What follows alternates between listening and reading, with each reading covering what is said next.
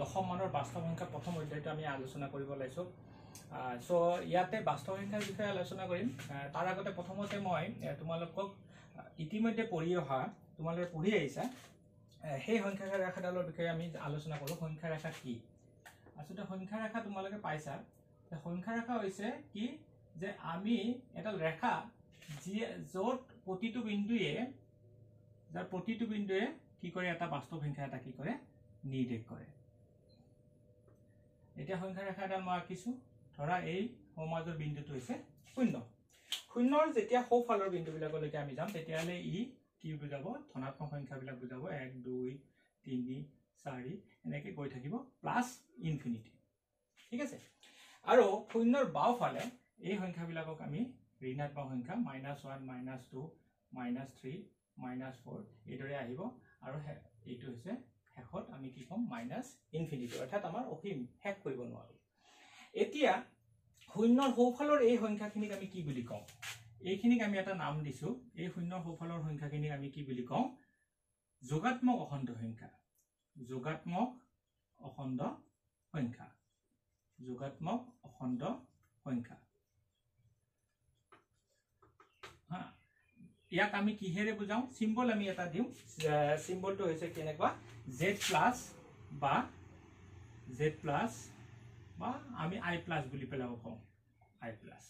যোগাত্মক অখণ্ড সংখ্যা ইয়াৰ আন এটা নামও এটা আছে তোমালোকে কি বুলি ক'ব পাৰা যোগাত্মক অখণ্ড সংখ্যা 1 ৰ পৰা যেহেতু 1 ৰ পৰা তেতিয়া হলে এই সংখ্যাখিনিক আমি কি বুলি ক'ব পাৰো স্বাভাৱিক সংখ্যা বুলি ক'ব পাৰো স্বাভাৱিক সংখ্যা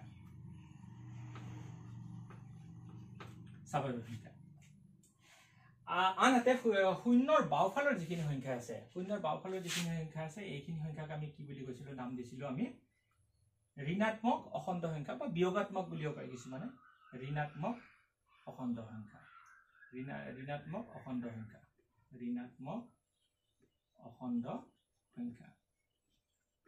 সংখ্যা ইয়াক সিম্বলিক্যালি আমি যদি লিখো তেতিয়া হলে ই কি হ'ব z minus so z minus will come again z minus so z minus or I minus etu hoise ki hoise ঋণাত্মক অখণ্ড সংখ্যা শূন্যটো তোমাৰ চোৱা শূন্যটো না যোগাত্মক না ঋণাত্মক এটা শূন্যক লৈ এই যিখিনি যোগাত্মক অখণ্ড সংখ্যা আছে এই শূন্যক লৈ 0 1 2 3 4 এইখিনি কাকো আমি এটা নাম দিছিল নহয় এইখিনি কি আছিল পূৰ্ণ সংখ্যা গোটা সংখ্যাখিনি কিন্তু দেই পূৰ্ণ সংখ্যা গোটা সংখ্যাখিনি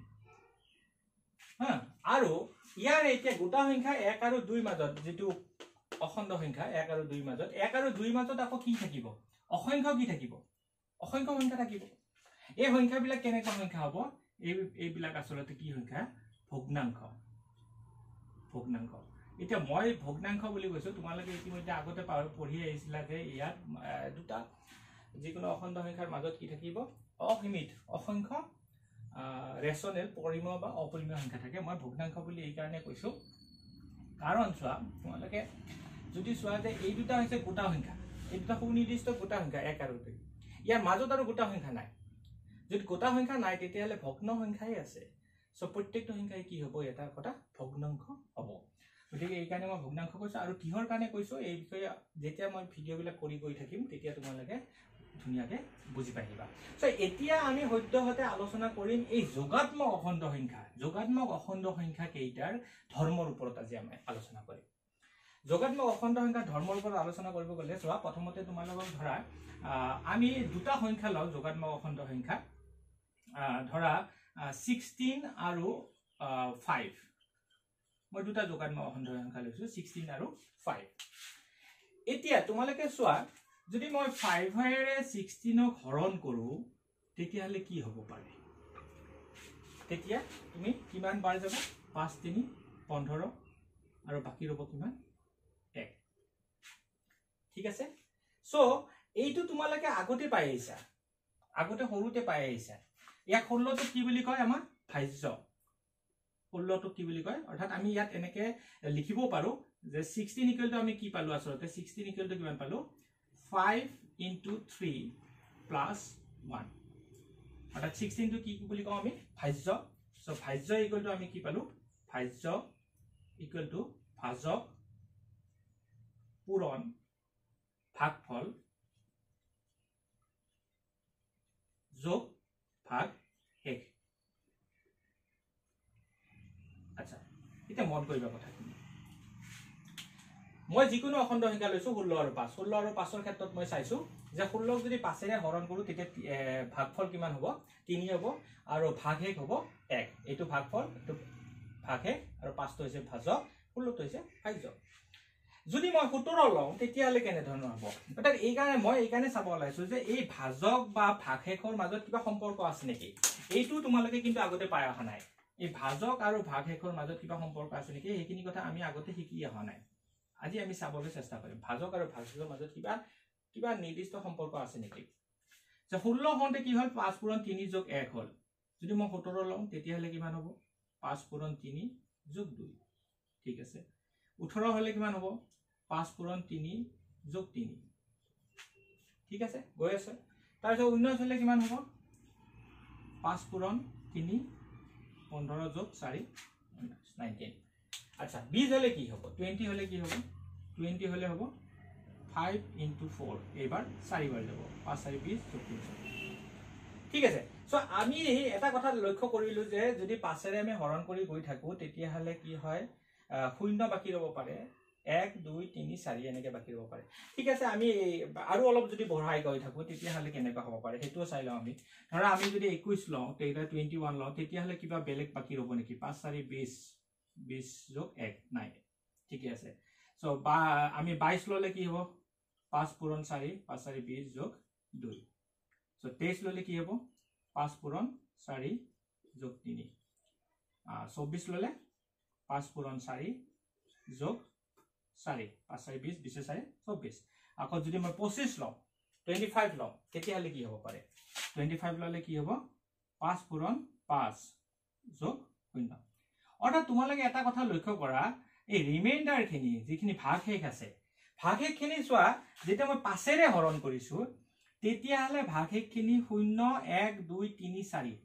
অৰ্থাৎ 0 1 0 1 2 3 4 হৈছে ইয়াতো 0 1 2 3 4 হৈছে যদি মই 5 এৰে হৰণ কৰো ঠিক তেনেদৰে আমি অৰ্থাৎ অনুমান কৰিব পাৰো যে 6 এৰে যদি হৰণ কৰো তেতিয়া হলে ভাগশেষ বিলাক কেনেকৈ হ'ব পাৰে 0 1 2 3 4 5 হ'ব পাৰে 7 এৰে হৰণ কৰিলে 0 1 2 3 4 5 6 অৰ্থাৎ ভাগশেষ আৰু ভাজকৰ মাজত এটা আমি সম্পৰ্ক এটা পালো সম্পৰ্কটো কেনেকুৱা সম্পৰ্কটো এনেকুৱা তাৰমানে শূন্যতকৈ হি কি হয় ভাগশেষটো ডাঙৰ বা সমান হয় ভাগশেষটো শূন্যতকৈ ডাঙৰ বা সমান হয় আৰু ই কি হয় ভাজকতকৈ কি হ'ব সদায় সৰু হ'ব আমি সম্পৰ্কটো কি পালো যে ভাজক আৰু ভাগশেষৰ মাজত এটা আমি সম্পৰ্ক এটা এস্টাবলিশ কৰিব পাৰিলো যে ভাগশেষটো সদায় কি হয় শূন্যতকৈ ডাঙৰ বা সমান আৰু ই কি হ'ব ভাজকতকৈ সৰু হ'ব এতিয়া আমি এটা কথা চাও যে যদি আমি ধৰা 16ক আমি কি কৰিছিলো 5 এৰে আমি 3 বাৰ দিছিলো 5 3 15 আৰু ভাগশেষ হৈছিলে 1 ইয়াত আমি বেলেগ কিবা এই ভাগশেষ আৰু ভাগফলটো এইটো মই ভাগফল আৰু ভাগশেষটো কিবা বেলেগ আমি পাব পাৰো নেকি আমি হেইটো চাও কেনেকৈ চাও চোৱা যদি আমি 16ক যদি আমি আসলতে 2 বাৰ দিলো হেতেন 5 2 10 তেতিয়া কিমান বাকি ৰল হয় 6 ৰল হয় এই 6 টো কিন্তু আকৌ কি হ'ব পাছতকৈ কি হ'ব তেতিয়া ডাঙৰ হ'ব which is greater than 5 অৰ্থাৎ ই কি হৈ যায় ভাজকতকৈ ডাঙৰ হৈ যায় কিন্তু ইয়াত কৈছে যে ই ভাজকতকৈ কি হ'ব লাগিব সদায় সৰু হ'ব লাগিব অৰ্থাৎ আমি এনেকে দিব নোৱাৰিম 2 বাৰ দিব নোৱাৰিম ঠিক আছে 2 বাৰ দিব নোৱাৰিলো 3 বাৰ দিলো 3 বাৰটো পাৰি এইটো পাৰি এইটো নোৱাৰি আচ্ছা ঠিক আছে তেতিয়ালে আমি চাও 16ক আমি এবাৰ বেছিকে দি চাও 3তকৈ বেছিকে দি চাও 5 4 20 তেতিয়া কিমান বাকি ৰব সো -4 এইবাৰ আকৌ এইটো দেখে চোৱা ই শূন্যতকৈ কি হৈ গল সৰু হৈ গল শূন্যতকৈ সৰু হৈ গল শূন্যতকৈ সৰু হ'ব পাৰিব নেকি আমাৰ এই ইয়াতে কৈছে না শূন্যতকৈ কি হ'ব নোৱাৰে হি সৰু হ'ব নোৱাৰে সো অৰ্থাৎ এটা কথা আমি পালো যে এই যে 3 আৰু 1 টো পাইছো অৰ্থাৎ এই ভাজকেৰে হৰণ কৰাৰ যেটো ভাগ ফল পাইছো আৰু ভাগশেষটো কি হৈছে এটা অদ্বিতীয় সংখ্যা তাৰমানে ইয়াৰ বাহিৰে 3 আৰু 1ৰ বাহিৰে তুমি আৰু বেলেগ সংখ্যা নোপোৱা তুমি 4 বা -4 কৰিব নোৱাৰা 2 বা 6 কৰিব নোৱাৰা কোনোটোতে নহব হি এটা ইউনিক অদ্বিতীয় সংখ্যা অৰ্থাৎ আমি দুটা সিদ্ধান্ত আমি পালো অৰ্থাৎ আমি দুটা যিকোনো যোগাত্মক অখণ্ড সংখ্যা দুটা যিকোনো যোগাত্মক অখণ্ড সংখ্যা লৈছো মই a আৰু b ৰ বাবে আমি দুটা অদ্বিতীয় সংখ্যা এই দুটা কি হৈছে এই দুটা যোগাত্মক অখণ্ড সংখ্যা z প্লাস আমি দুটা কি পাম অদ্বিতীয় সংখ্যা পাম q আৰু r অদ্বিতীয় অখণ্ড সংখ্যা পাম q আৰু r belongs to z এটো অদ্বিতীয় ইয়াত শৰ্ত হৈছে অদ্বিতীয় ইয়া বেলেগ নহয় যাতে 3 নম্বৰ কন্ডিশনটো কি হল যাতে কি হয় ই যদি আমি ইয়াতে এটা কন্ডিশন আমি দি থৈ দিও a is greater than b মানে আমি b ৰে হৰণ কৰিম a b যিকোনো যোগাত্মক অখণ্ড সংখ্যা তেতিয়া q r দুটা অখণ্ড সংখ্যা আমি পাম যি অদ্বিতীয় যাতে কেনেকুৱা হয় a equal to কিমান হ'ব bq plus r a equal to bq plus r অৰ্থাৎ a ক আমি b ৰে হৰণ কৰিছো মনত কৰা এটো ভাজ্য এটো ভাজক তেতিয়া q আৰু q ভাগফল আৰু এটো r কি হৈছে ভাগহেক এটা ভাগহেকৰ তোমালোকে হেৰিটো কি পাইছিলা শৰ্তটো কি পাইছিলা যে ভাগহেকটো সদায় কি হয় ভাজক মানে ইয়াতে b সো ভাজকত কৈ কি হ'ব হি সৰু হ'ব ই শূন্যত কৈ কি হ'ব হি ডাঙৰ হ'ব বা সমান হ'ব আৰু কাটকৈ সৰু হ'ব হি বিতকৈ হি সৰু হ'ব ঠিক আছে এই যেটো ঘটনা পালো এই কথাখিনিকে কি বুলি কোৱা হয় ইউক্লিডৰ বিভাজন প্ৰমেয়িকা বুলি কোৱা হয় সো আমি এটা প্ৰথম পালো ইউক্লিডৰ বিভাজন প্ৰমেয়িকাটো আমি পালো এইখিনি আগতে পাই আহিছা কেৱল ইয়াত কেইটামান নতুন কথা তোমালোকে শিকিলা ভাজক আৰু ভাগফলৰ মাজত সম্পৰ্ক এটা ভাগহেকৰ মাজত এটা সম্পৰ্ক শিকিলা সো এইটোকে আমি কি বুলি কম ইউক্লিড বিভাজন প্ৰমেয়িকা বুলি কম ইয়াৰ মতে কি কলে যে এইখিনি কথাকে কৈছে যে যিকোনো দুটা যোগাত্মক অখণ্ড সংখ্যা a আৰু b ৰ বাবে q আৰু r দুটা অদ্বিতীয় অখণ্ড সংখ্যা পোৱা যাব যাতে a ইকুৱেল টু কিমান হয় bq plus r হয় যত r টো শূন্যতকৈ ডাঙৰ আৰু সমান আৰু হি কাটকৈ সৰু বিতকৈ সৰু হয় এইটোকে কোৱা হয় ইউক্লিডৰ বিভাজন প্ৰমেয়িকা এটা তোমালোকৰ মাজত এটা প্ৰশ্ন উঠিব পাৰে যে প্ৰমেয়িকা মানে কি আসলে এটো প্ৰমেয়িকাৰ ইংৰাজীটো হৈছে লেমা কি লেমা আসলে কি হৈছে lemma is a proven statement used to prove another statement লেমাটো হৈছে অৰ্থাৎ প্ৰমেয়িকা এটা হৈছে কি এটা প্ৰমাণিত বিবৃতি যাক আমি অইন এটা বিবৃতি প্ৰমাণৰ বাবে ব্যৱহাৰ কৰো গতিকে ইউক্লিডৰ বিভাজন প্ৰমেয়িকাটো পালা ইউক্লিডৰ বিভাজন প্ৰমেয়িকাটো কি হল আমি পালো a ইকুৱেল টু কিমান হল bq plus r যত 0 is less than equal to r is less than b so এইটো মনত ৰাখিবা এইটো পালো এক নম্বৰতে এতিয়া আমি ইউক্লিডৰ বিভাজন প্ৰমেয়িকাৰ পিছতে আমি আলোচনা কৰিম ইউক্লিডৰ বিভাজন কলন বিধি 2 নম্বৰ সো ইউক্লিডৰ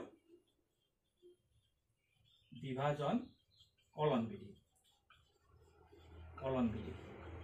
বিধি ইংৰাজীটো হৈছে এলগৰিথম এতিয়া তোমালোকৰ প্ৰশ্ন হয়তো সুধিব হ'ব পাৰে মনত যে কলন বিধিনো কি আচ্ছা কলন বিধিটো হৈছে কি কেনে ধৰণৰ কথা আমি কিছুমান স্পেসিফিক প্ৰবলেম আমি সলভ কৰাৰ বাবে এটা প্ৰণালীবদ্ধভাৱে সমস্যা এটা সমাধান কৰাৰ বাবে আমি কিছুমান নিৰ্দিষ্ট আমি কি কৰো স্টেপ আমি ফলো কৰো হা সো কিছুমান আমি কি ক'ব পাৰো সুযোজিত স্টেপকে আমি কলন বিধি বুলি কওঁ যাৰ জৰিয়তে এটা কি হয় সমস্যা আমি এটা কি কৰিব পাৰো সমাধান কৰিব পাৰো এইটো হৈছে কলন বিধি সো আমি আলোচনা কৰিলে গম পাবা কলন বিধিৰ জৰিয়তে আমি ইউক্লিডৰ বিভাজন কলন বিধিৰ জৰিয়তে আসলতে আমি কি উলিয়াব চেষ্টা কৰিম যিকোনো দুটা যোগাত্মক অখণ্ড সংখ্যাৰ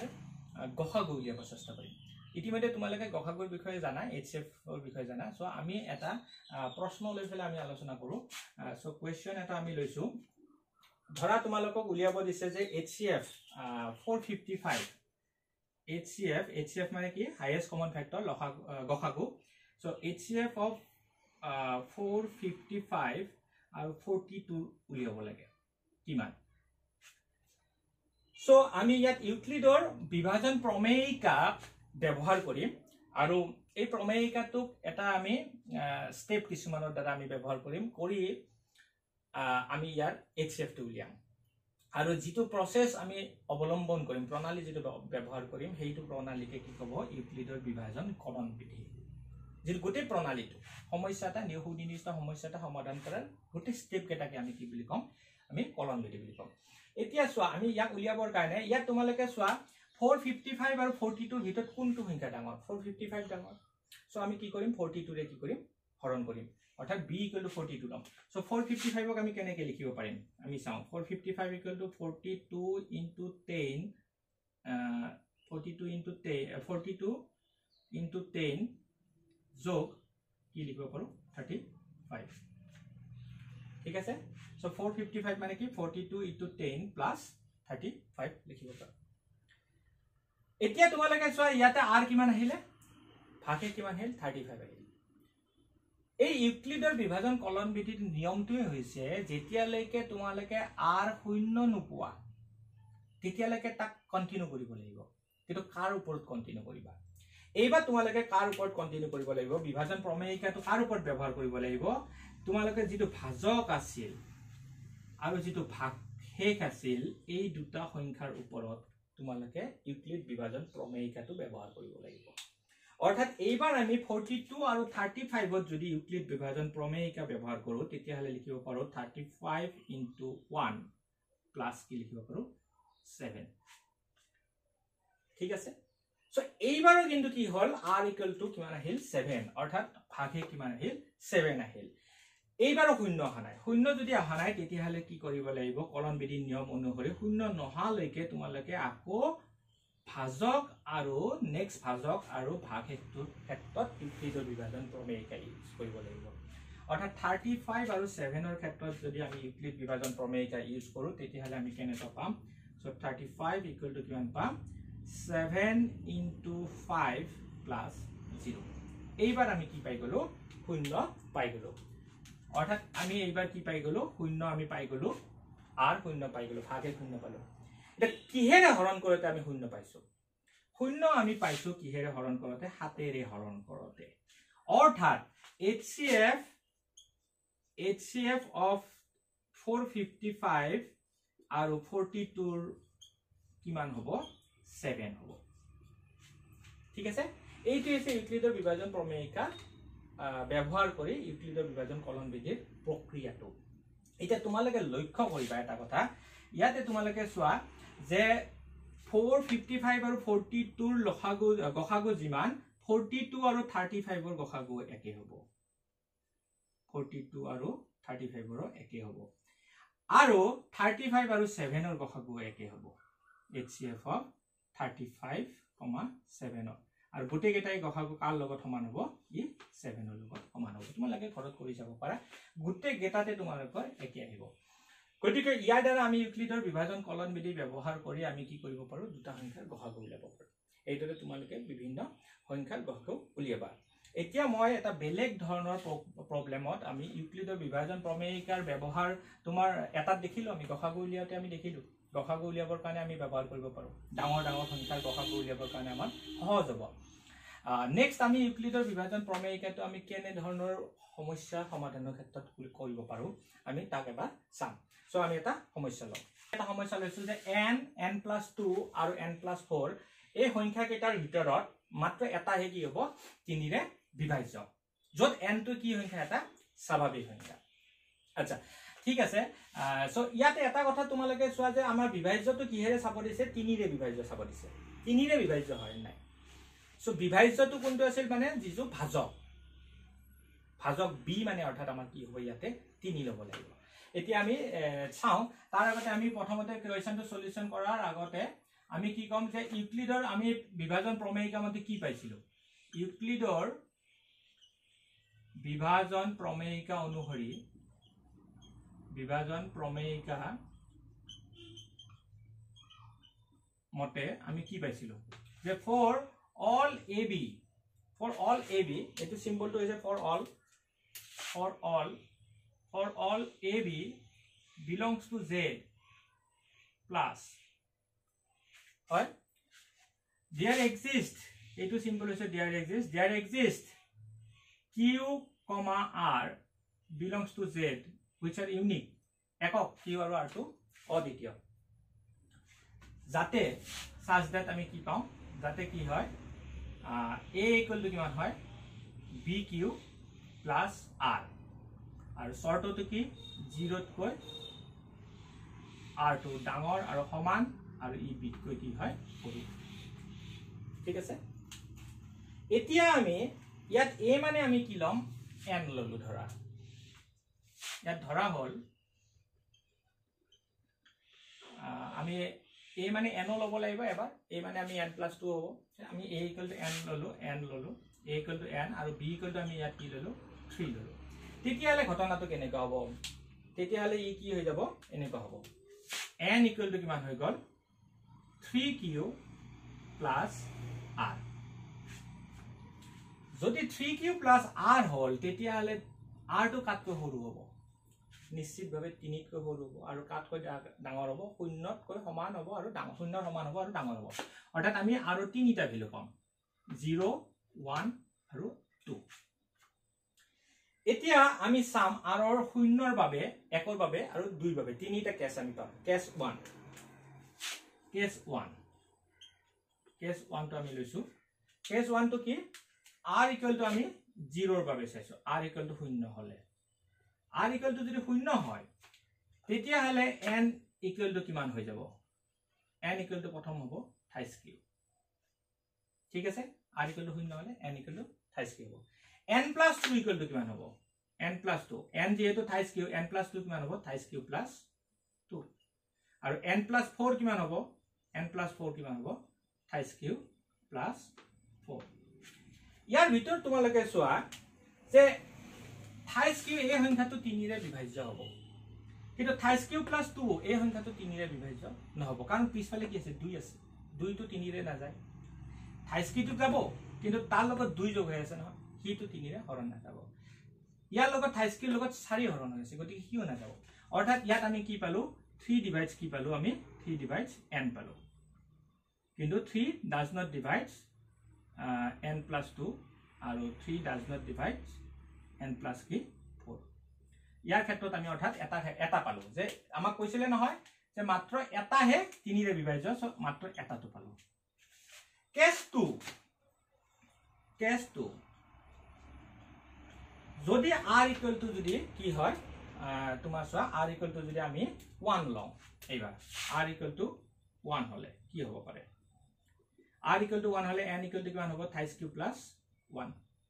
হয় সো n + 2 কিমান হৈ যাব n + 2 টো বাঢ়ি যাব এটো 23q + 1 + 2 গতিকে 23q + কি হৈ গল 3 আৰু n + 4 কিমান হৈ যাব 23q + 1 + 4 সো 23q + কিমান হৈ গল 4 + 1 5